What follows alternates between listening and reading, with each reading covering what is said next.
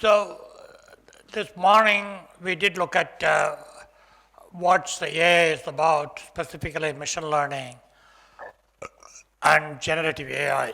Okay, now we are going to look into, it has so much power, but it has also can be misused, abused, or used wrongly, whatever you want to call it. And the question is, how do you regulate it? Okay, countries after country, whether it's the Middle East, whether it's Europe, whether it's Asia, whether it's the United States, we're all concerned about AI being misused. Okay, especially when if it can violate basic human rights. Okay, so that's why this is a major issue. Okay, sometimes it's called the responsible AI. Sometimes it's called ethical AI. I mean, slightly people mean different things, but basically we will treat this same. Okay. Usually ethical means is follow some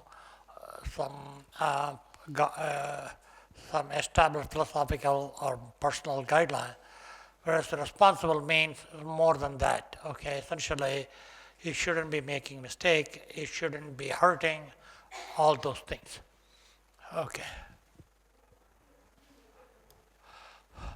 Okay. Now, first, I would like to stand like this so that I can myself see the view graphs. Okay. What is responsible AI? Okay. Different people have different definition, but that one I like so far is one by Microsoft. Okay, and of course Microsoft being in the forefront of both software technology and AI, but ChatGPT was often funded by Microsoft, or part of it at least. Okay, so Microsoft defines responsible AI as a framework for building AI systems according to 6 principles. Okay, so those principles are fairness to people you deal with, reliability and safety. In other words, it shouldn't lead you to doing things that can harm physically, mentally, and so on. For example, a ChatGPT shouldn't be asking you to go and commit suicide. Okay, I mean, you describe how lousy you feel. It should tell you go and see a psychologist rather than say, hey, you are hopeless, go and commit suicide. You should be doing that, okay? And privacy and security.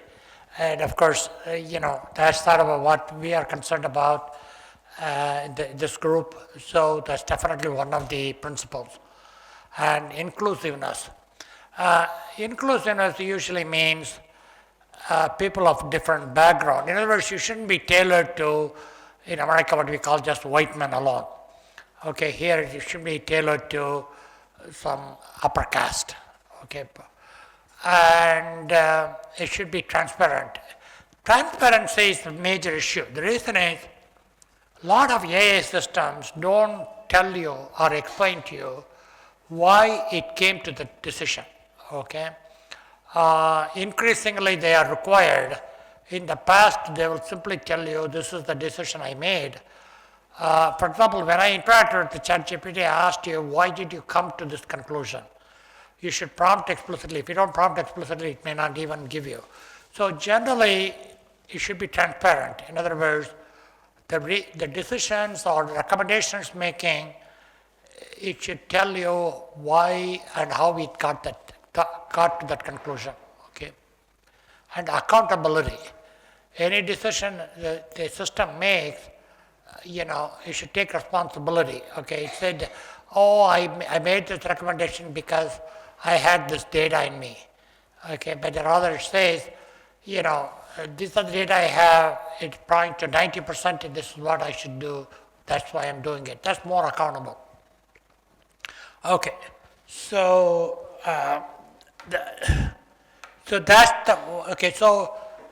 if somebody asks you what's responsible AI, there may be many definitions. We will go by this definition. Essentially, it's a framework by which with this principle, you build AI systems. Okay, Any question on this? Is there anything is missing? You may think like bias. Bias is sort of a captured in fairness. Okay. You may think a few other things missing. Hopefully, they're all in one or the other. Discrimination is already in the inclusiveness. Okay. Okay. So why is responsible AI becoming a battle cry nowadays? Because already it has made a lot of big mistakes. I'll tell you what they are, just a sample of them. Okay, so Amazon, there's a covert AI hiding tool displayed bias against women. The machine learning basically tended to favor men as ideal candidates, reflecting the predominance of men in the computer industry, and so the data. The tool was removed from production in 2018. In other words, it took a while before they understood, because often companies like Amazon get thousands of resumes. Nobody reads them. The human resources even depend on technology like this to filter resumes. So if the AI system did not recommend, they won't even look at it. So they probably lost a lot of women for specific jobs, okay? And that's what happened, and then they found out. And privacy violation. In 2024, Clearview AI, a US-based facial recognition company, was fined for over 30 million by Netherlands, okay, Data Protection Authority. So Europe has a good GDPR, and they fine was issued for creating an illegal database containing billions of facial images scraped from social media and other websites. See, a lot of facial recognition requires a database of facial features, people's features, and they got all of them from without their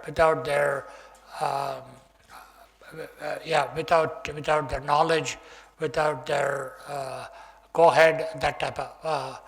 Okay, so rising significant ethical and privacy concerns on building databases to train AI. So, in fact, New York Times has sued ChatGPT for stealing a lot of their articles which are used in training ChatGPT. There's so many articles it used without asking New York Times, because New York Times articles are copyrighted, so are many other things. As you probably know, New York Times is one of the leading newspaper in the US, and it's considered very authoritative as well, okay? And, okay, so, the first one is bias, second one is privacy violation, and then the national security concern, okay? The use of deep fakes, synthetic media in which the likeness of a different person replaces another an existing image or video. Can you imagine some leader of Hamas agreeing with the Israeli Prime Minister Netanyahu and shaking hands, and if deep fake produces that kind of image, they all agreed, everything is peaceful, that type of stuff, okay? It could happen because you take image from there and put this together. Okay, so I'm just showing you here one that's not so, security, but it's still funny. Okay, you know the person on the right side, right? That's Elon Musk. The person on the left, okay, Elon Musk is a, multi-billionaire, and very conservative. He has his own way of telling what to do. He's very much involved in now reducing the federal government in the US. The other one, okay, her name is essentially Alexandria Ocasio-Cortez, who is an extreme liberal politician, fairly poor, from New York City, and they don't agree on anything. They don't agree on anything, period. And this captures as if they are lovers, okay? Okay, so, walking in a beach, so everybody knows this is a joke. But the point is, if you didn't know or they are somehow coming closer, then you would think they are actually dating each other. Okay, that's just not true. Okay, so anyway, so I put this picture because this is a deep fake, but in this case, it's supposed to be a joke. If you understand the U.S. politics, you would know. But the main point is this kind of thing can really create impression that's just not true at all. Okay. Okay, now close to home, that's India.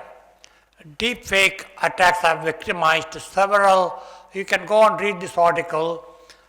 Several prominent Indians, including Ratan Tata, Sachin Tendulkar, Narayana Murthy, and Priyanka Chopra. In the case of Ratan Tata, the deepfake gave the impression is giving you some, before he passed away, he gives you the financial advice. And then Sachin Tendulkar, he is advertising or supporting a product, which he never did. And Priyanka Chopra tells how much money she has and also, in support of a product. And Narayana Murthy again, selling some software tools are great for personal financial management, which he never did.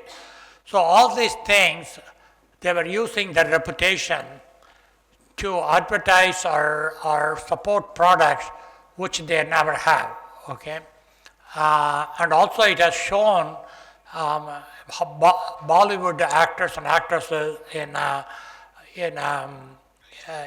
posture that they would never like to see themselves advertised as. Okay, so if you go to the article, you'll see some more how deepfake has been creating false stories, but make it very believable. Okay, I can click that link, but that's not what we should be doing. You can go and take a look at it. Okay. Okay. So with all that, already there's the bias issues. There's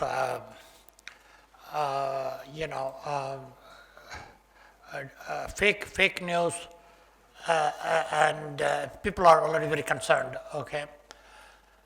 So right now, country after country is trying to come up with a regulation. US, we don't have a regulation, but the state level there are a few.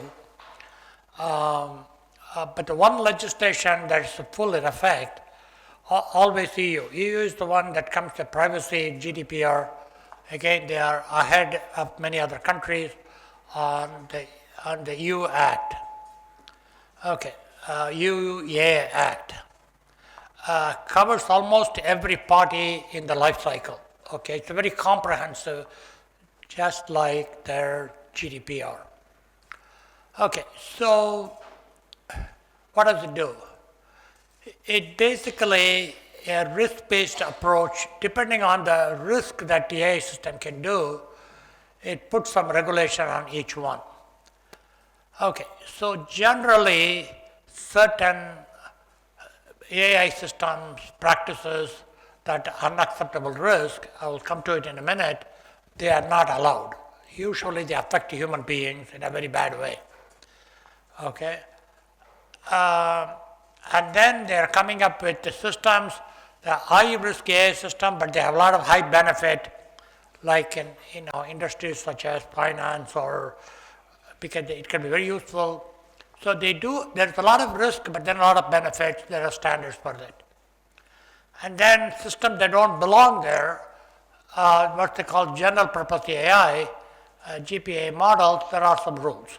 Okay, so let's talk with the first one, the prohibition on AI practices that pose an unacceptable risk. Okay. Okay, so basically anything to do with violating common decency or violating an individual person, it is not allowed. If a system tells you you know, you drink on the street, you're drunk, you can use that in your data, okay, to tell these people are essentially will never be good.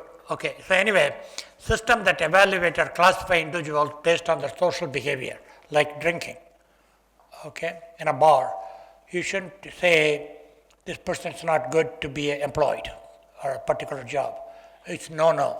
You can't, you should never evaluate people on their behavior, okay? Okay. Emotion recognition system at work and education institution. You should, if a person looks angry, in the job, essentially the system should never say, this person is just angry all the time, that kind of stuff. Essentially, in other words, you can't come to a conclusion about anything based on individual behavior that often changes, but you captured them at the wrong moment. It's essentially intrusion. It's a privacy violation. That's sort of the reason. Okay, also scraping of facial images from the internet or closed circuit televisions for facial recognition, that's a no. Okay, see, okay, for example, when I'm coming from Chennai here, this security guard asked me, the clearance, you are perspiring. You have any, what's going on? I said, it's too hot, okay? He thought I have something to hide. That's why I was sweating. Okay, for me, anything above 70 degrees, I sweat, okay? And he thought I may have something to hide. Okay, so remember, they captured at that moment and then used it in later security system. They will have a suspicion I'm carrying something that I want to hide, okay? So that's the kind of thing you shouldn't be doing, okay? So actually it happened in Chennai airport. This guy asked me, because he asked me because people sweat because you have something you are carrying that you're not supposed to, okay? But I was sweating mainly because it's hot, okay? Anyway.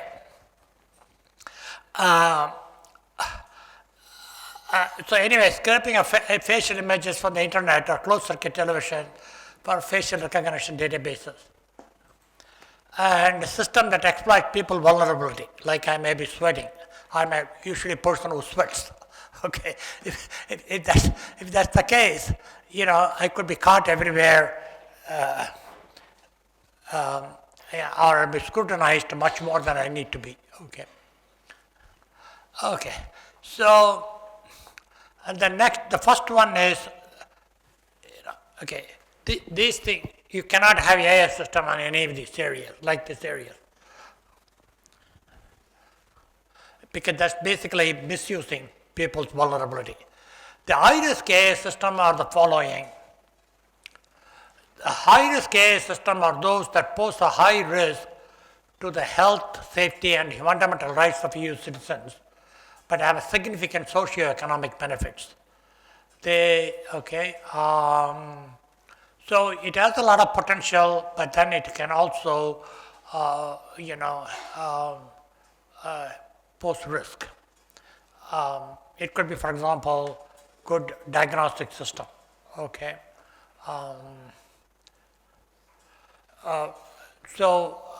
It has a lot of good things, but it could go everywhere. And continuous risk, for this thing, the recommendation is those systems should be continuously risk monitored throughout the life cycle.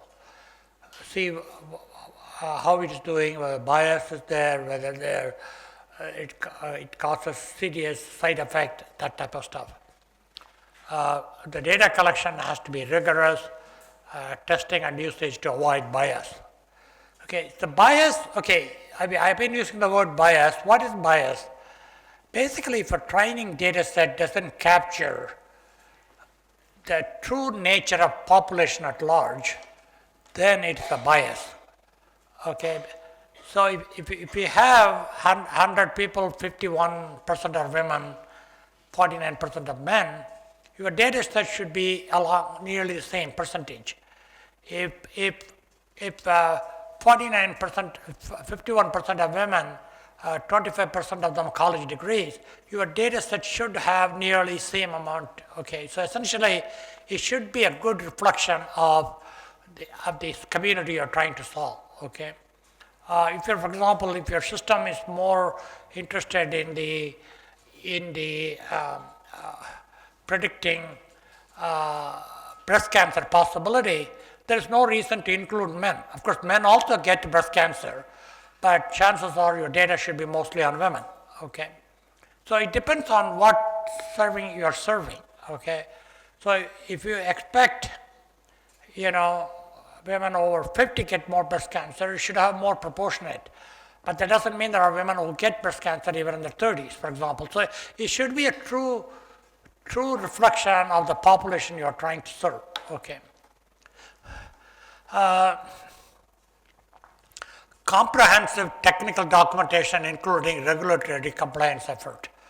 So design have to be documented.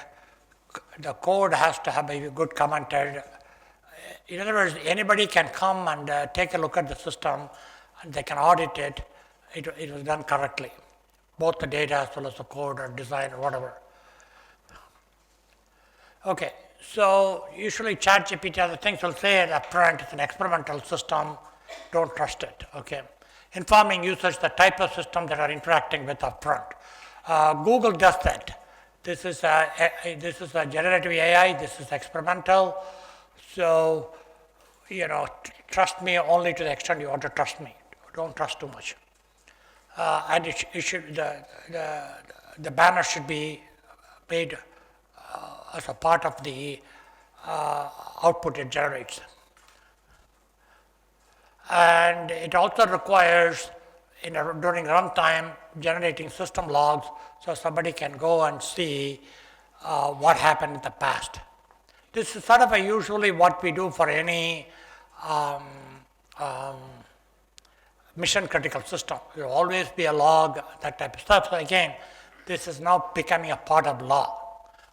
A lot of it's a good software practice, but now it is a law in Europe. And at several levels, it should be a fundamental human rights impact assessment you should do, such as from the time requirements are written, specifications are written, testing. Every time you have to check whether it is impacting basic human rights. Okay, so, let's just do. So the EU Act is very comprehensive and it's also penalty, okay.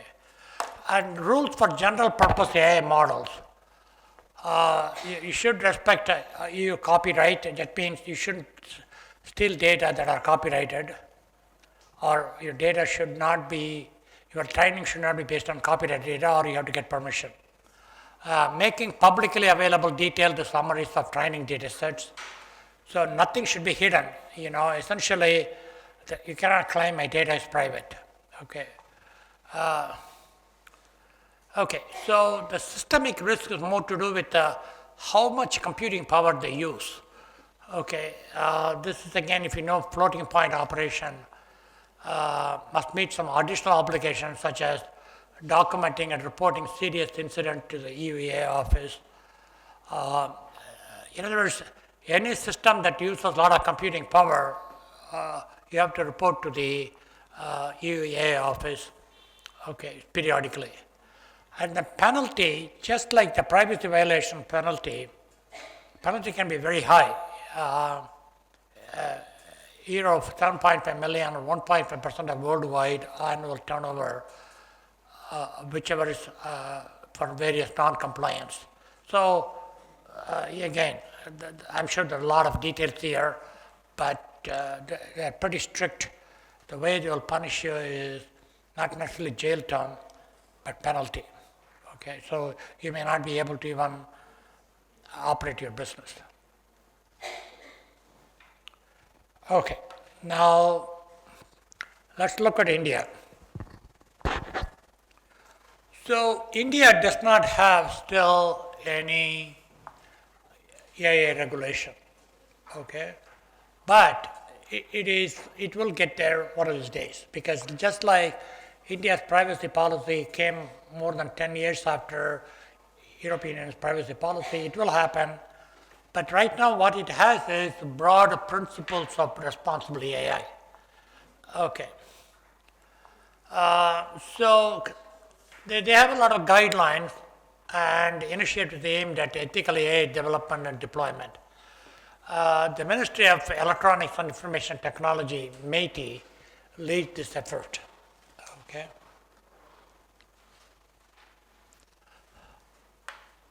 Okay, so if you look at this, India broad principles of responsible AI, it's very similar to Microsoft AI, I put this in. Okay, so this is the principle of safety, reliability, principle of equality, inclusivity, privacy and security, principle of transparency, principle of accountability, and principle of protection and reinforcing. So let's go back to Microsoft. So it's very similar to Microsoft, not that much different. Okay? So that's why I actually picked up Microsoft, because it's close to what India thinks it should do. Okay? And so that is, so India's principles are very similar to Microsoft. Okay? Okay, let's go back. Okay, so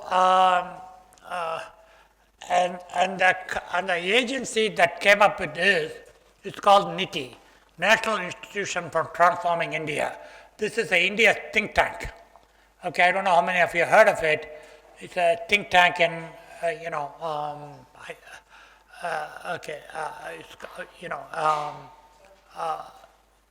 and they are the one who came up with this.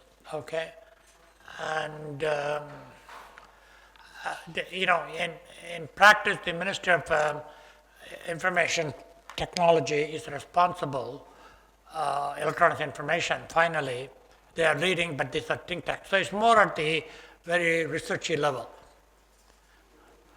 Okay, so India is also trying to operationalize these principles, how to put this into effect without having a law right now. Okay.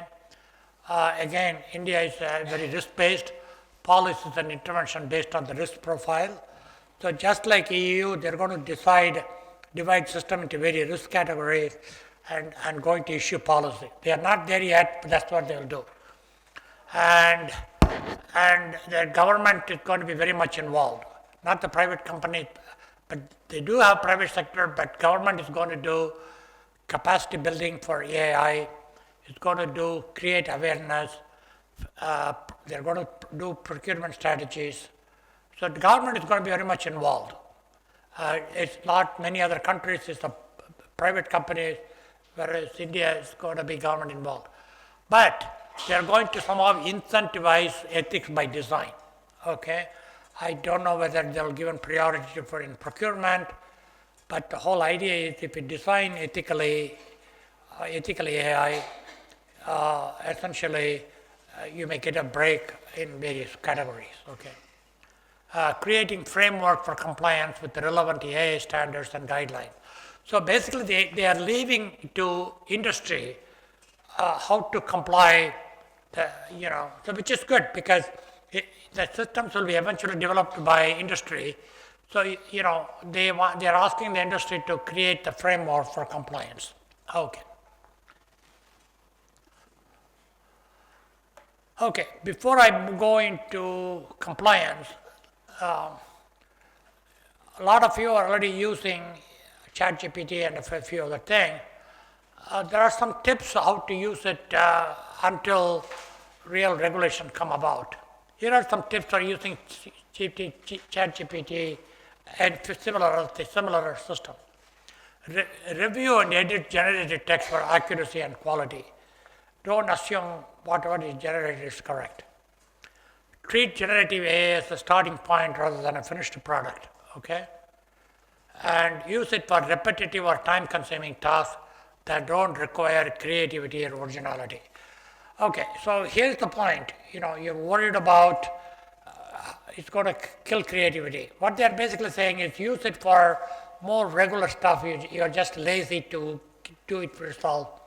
But for creative part, don't even consult it to begin with. You do it on your own, okay? So that means, to a large extent, should you encourage students to write papers using ChatGPT? Probably not. ChatGPT is still telling you, don't use me to first generate a paper, okay? Maybe after generating the paper, you can ask ChatGPT to review your paper. But will students follow it? Probably not, okay? Because everybody last few days before at 11 p.m. at night, they're going to look for a shortcut, okay? So still the question is, how do you regulate? But anyway, that's sort of what ChatGPT themselves, people who are developing ChatGPT are telling you, must display a warning that generative AI is experimental, okay? Okay, now we have about 20 minutes, okay. Okay, now what is AI compliance? Okay, so because the next session in the we're going to look into policies, but usually why you write policies? If you write policies, the idea is you have to check whether you comply with the policy. In other words, policies basically provide a way to ensure everything is done correctly and you're complying. So if you comply to a policy, that means you're complying to anything you build according to policies. Okay. So AI compliance is a process that involves making sure that AI-powered systems are compliant with all applicable laws and regulations, and even guidelines. Because in India, we don't have laws, but are you still supposed to follow guidelines? The problem is if you're not law, if you don't follow, there's no way to enforce because it didn't pass through parliament, so it doesn't have a teeth. But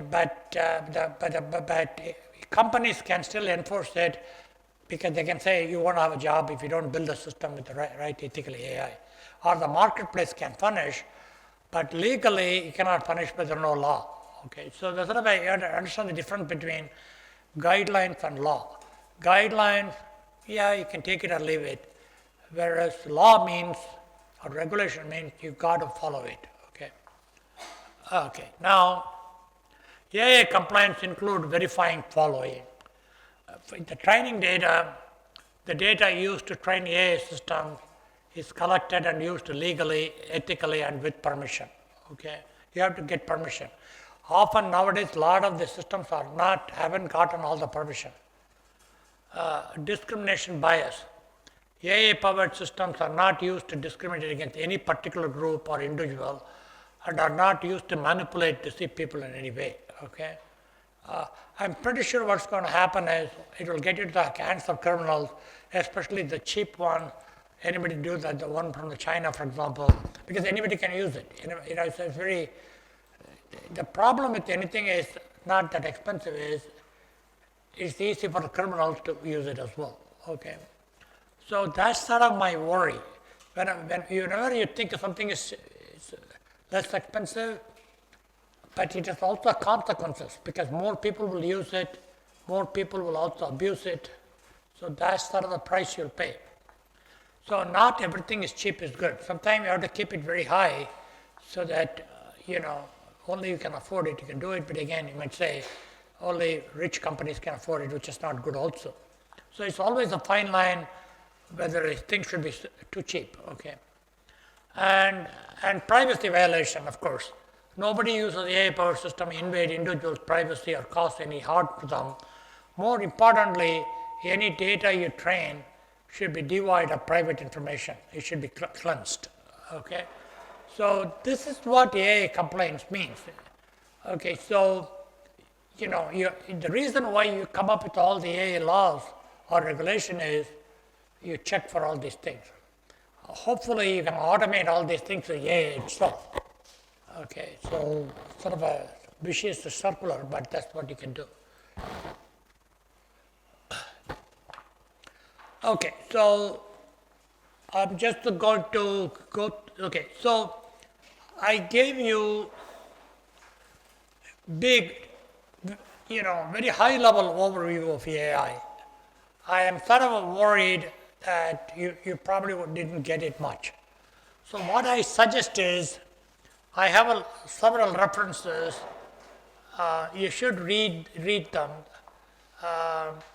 So this is for this session. I should have it in the previous section. Anyway, go through all the references in the previous section also. There is a lot of references for basic AI, machine learning, generative AI. Please read them, you'll get more out of it. And then this part is essentially what is the European Union AI Act is, and it's very well written. It's from IBM, and the principles and the operation principles from Niti Aayog. And I didn't talk about the AI compliance in other countries. This is a good paper. AI regulations around the world, trends, takeaways, and what to watch heading into 2025. So, for example, in the US, there is state level like Colorado has already AI regulation, not at the federal level. Many other countries have something. I think countries like Singapore is way ahead, but they're not quite there yet. And the last one is AI compliance, what it is and why you should care, okay? And because it's going to affect all of us, and it says why. Okay, so that is the section, and in the afternoon we'll come back and craft a responsible AI. So I am about 15 minutes ahead. Okay, I will leave it to you.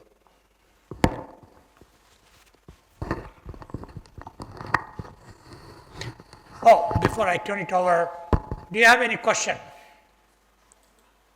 on responsible AI?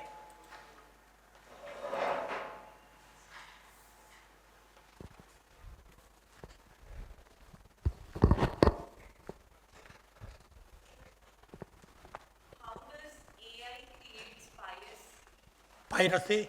Bias. You were talking about okay, bias. very simple. So what happens is,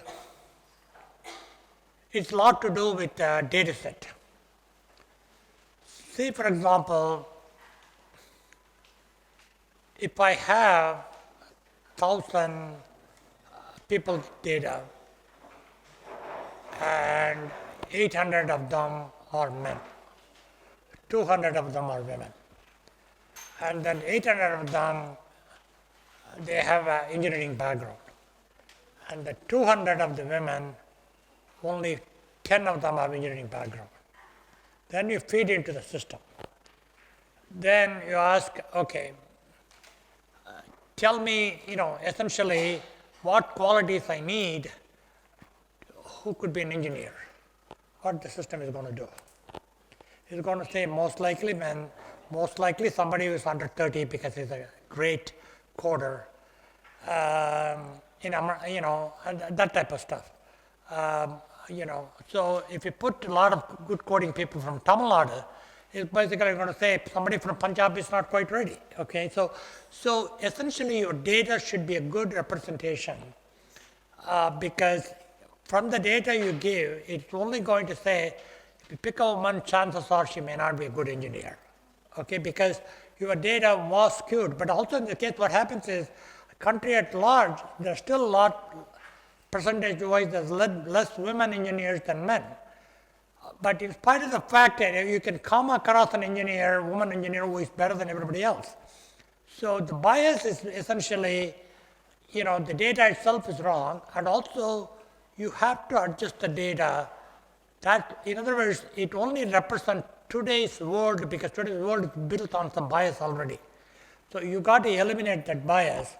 Just because in today the less women does not mean tomorrow's woman is not qualified. So that is how you collect the data, so that you make sure the system is not biased. A lot of bias is with respect to the data you feed in. Okay. So all these AI systems are based on the data it has. It basically tells who is a good programmer. It's going to say, in America, white male. Is that true? Okay, probably it's not. Okay, but if you put a lot of Indians in the Indian American in the database, it'll say, oh, every one of them is a great hacker. Okay, so that's why, which is not true also. I don't want to be thought of Indian American as only good in IT. We are good in a lot of other stuff. So there's a lot of bias. In fact, people have bias all the time based on few instances they look at. Do you want the AI system to, we all have bias based on what we see. We know exactly, when you see somebody, we have this mental picture what that person is.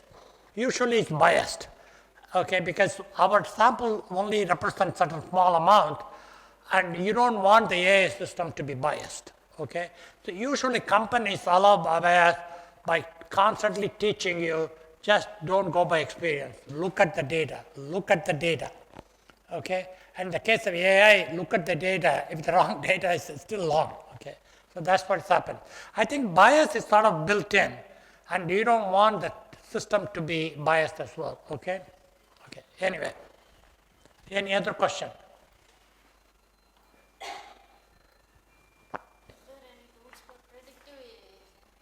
Sorry? Predictive AI. Yes. Is there any tools for predictive? Oh, a lot.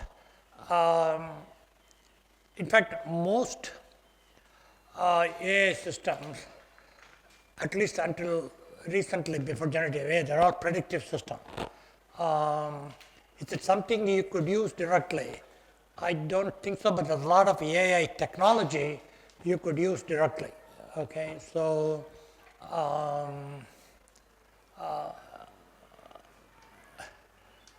there are algorithms for various types of AI algorithms.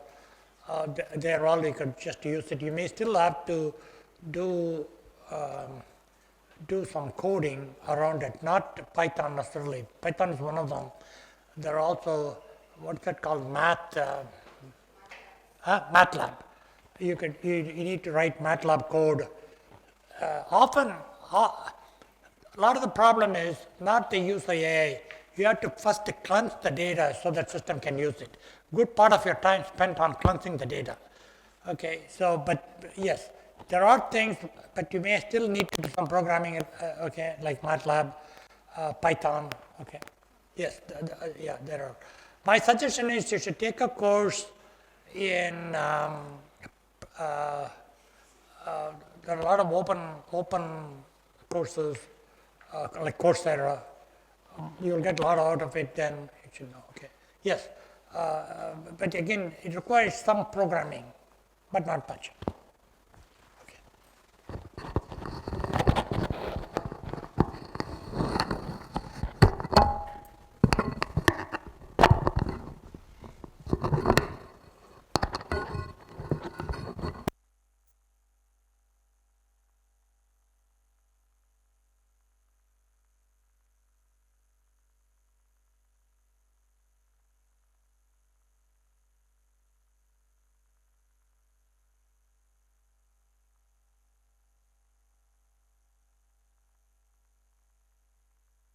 Few more minutes. Yes. Okay. Sir was talking about generative AI systems, chat GPTs and others. Have you tried creating a policy using AI? Can you try it? Yesterday you were all writing. Second day assignment? You used AI? Chat GPT and AI in order to try. Maybe if you have your laptops or mobiles, you can just ask Chat GPT to create a policy for you or a personal ethics statement for yourself and see what it uses. Okay, we have 5 or 10 minutes now. And for your question, predictive AI, we don't have AI tools as such for predictive AI because it becomes domain specific. So for general AI, AI has been used, but there are a lot of ethical issues that keep cropping up, and we have not yet, this is a new technology, that has come up in the last 3 to 5 years, and it has gained traction similar to ML black box models that were there earlier, and now we are currently evaluating how this generative AI ChatGPT can work. The good side of it is it gives us a lot of information. The bad side of it is the ethical issues we face. The bias, the ethical issues, and the curbing of creativity that happens. Making PPT was a man's job, now AI can do that. So what is it that AI can do? Later on AI will take this course. You don't need a faculty here in order to do this. So that is how the progress envisions. But always remember, AI cannot replace human beings.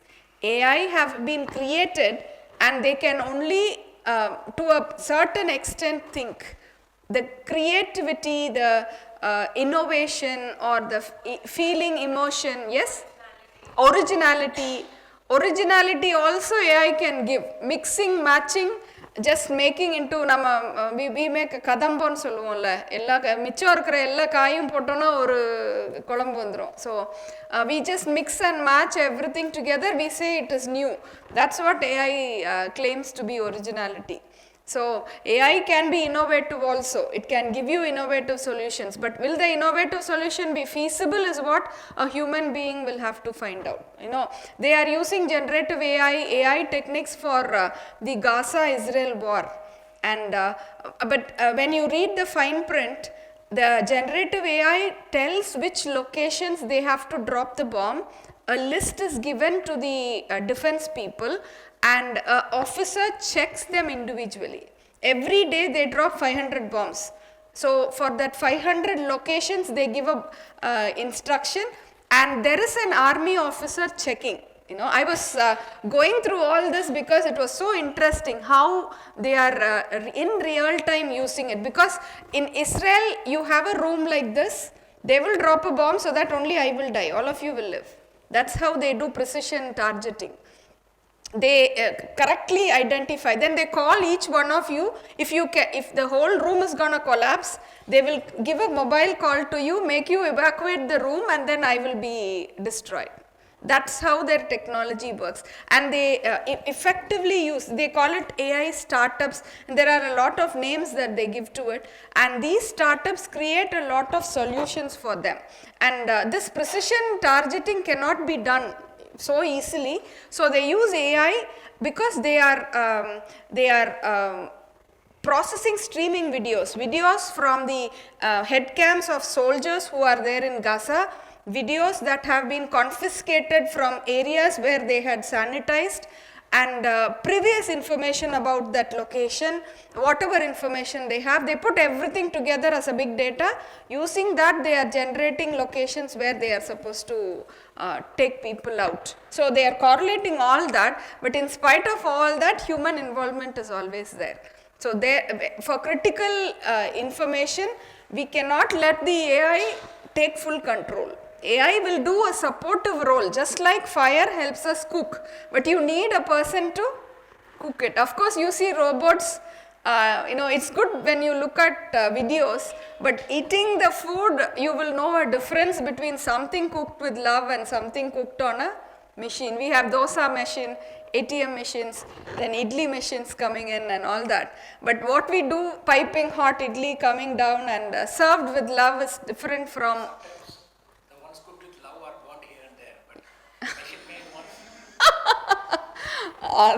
that is a compromise we'll have to make, in real time. And remember that AI is here to make our lives easier. not to take over our life, because people thought machine learning would transform, deep learning would transform everything. But even with deep learning, you will have to, like sir said, work with the data and let the data train onto the model. So it takes time, it takes effort, and we cannot fully let the model take over. Okay, there should be some control, human intervention in order to make it happen. They had a Facebook experiment wherein they created 2 chatbots, made the 2 chatbots converse with each other. They evolved their own language, which the humans were not able to understand, and they stopped the communication between them. This was 2 years earlier. It's old news, but that's the idea you will have to keep in behind your mind. You can use it for forecasting, like our weather prediction system. You can use it for predictions of failures. You can use it on supply chains in an assembly line. Those are all very effective uses for AI, where safety of a human being is concerned. Underground tunnels, drainage, mining, for all this, robots and AI systems are really interesting. But where a human being makes a difference, it will not be replaced with the help of an AI. And also remember, if you do a repetitive task, if you just stand here, keep talking and not updating yourself, you will be replaced by AI. You will have to be innovative, try new methodologies, think creatively, so that you try to attract people. You will never be falling short of that. Okay.